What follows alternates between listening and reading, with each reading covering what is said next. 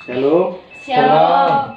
Sebelum kita memulai PA kita hari ini, kita bernyanyi dari lagu pujian Selidiki Aku.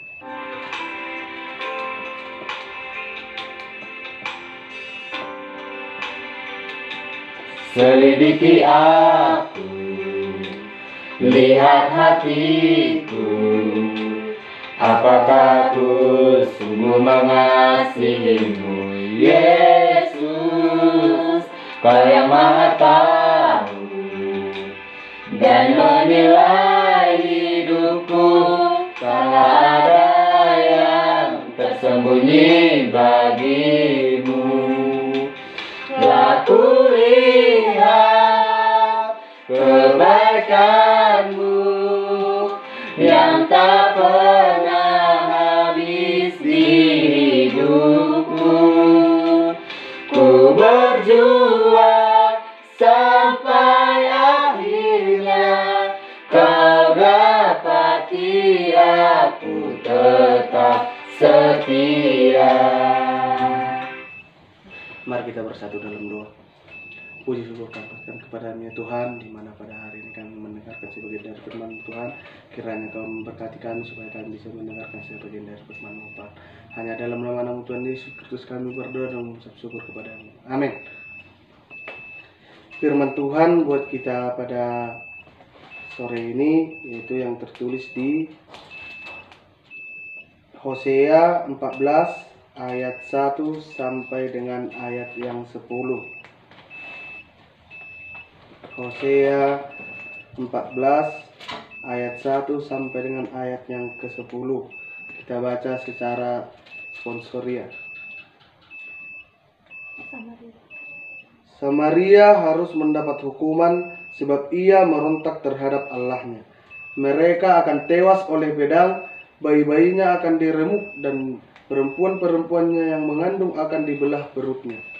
Bertobatlah hai Israel kepada Tuhan Allahmu, sebab engkau telah tergelincir karena kesalahanmu. Bawalah sertamu kata-kata penyesalan dan bertobatlah kepada Tuhan. Katakanlah kepadanya, ampunilah segala kesalahan sehingga kami mendapat yang baik. Maka kami akan mempersembahkan pengakuan kami.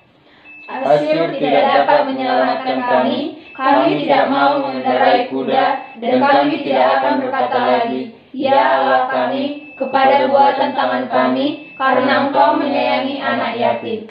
Aku akan memulihkan mereka dari penyelewengan, aku akan mengasihi mereka dengan sukarela, sebab murkaku telah surut daripada mereka. Aku akan seperti embun bagi Israel, maka ia akan berbunga seperti bunga bakung, dan akan menjulurkan akar-akarnya seperti pohon hawar. Ranting-rantingnya akan merambak, semaraknya akan seperti pohon zaitun, dan berbau harum seperti di Libanon. Mereka akan kembali dan diam dalam naunganku, dan tumbuh seperti gandum. Mereka akan berkembang seperti pohon anggur, yang termasyur seperti anggur di Libanon. Efraim, apakah lagi sangkut pautku dengan berhala-berhala? Akulah yang menjawab dan memperhatikan engkau. Aku ini seperti pohon senobar yang menghijau, dan daripadaku engkau mendapat buah. Siapa yang bijaksana, biarlah ia memahami semuanya ini. Siapa yang paham, biarlah ia mengetahuinya. Sebab jalan-jalan Tuhan adalah lurus, dan orang benar menempuhnya, tetapi pemberontakan tergelincir di situ. Baik, terima kasih. Firman Tuhan melalui Hosea ini meminta umatnya untuk bertobat dan menyampaikan kata-kata penyesalan pada ayat yang kedua sampai dengan ayat yang ketiga. Mereka harus mengakui bahwa Asyur bukan jalan keluar atas masalah yang sedang dihadapi dan seharusnya tidak bergantung kepadanya. Jika hal ini dilakukan, Tuhan akan memulihkan dan mengasihi mereka dengan sukarela. Keseruan pertobatan itu semata untuk kebaikan umatnya. Jika bertobat, Tuhan akan menghapuskan dosa-dosa mereka dan memulihkan keadaan mereka kembali. Ia akan datang memberikan kesegaran baru sehingga umatnya akan kembali Mereka memancarkan keindahan seperti layaknya bunga yang mekar. Mereka juga akan menjadi berkat bagi orang yang percaya. Di ayat yang 6 sampai dengan ayat yang ke-8. Pertobatan itu harus dimulai dengan mengakui segala dosa di hadapannya. Pengakuan ini harus diikuti dengan tindakan yang menjauhi dosa-dosa. Sama sekali, pengakuan yang jujur adalah titik awal pertobatan dan bukti awal kesungguhan. Seturut janji, Tuhan akan memulihkan setiap orang yang mengakui dosanya dan pertobatannya. Selanjutnya, Tuhan akan kembali mengasihi dan menjadi sumber kehidupan umatnya. Lalu mereka akan mengalami pertumbuhan serta yang melimpah. Ajakan pertobatan tersebut berlalu bagi kita semua. Kita diajak untuk mengakui dan mempertanggungjawabkan dosa yang telah kita perbuat.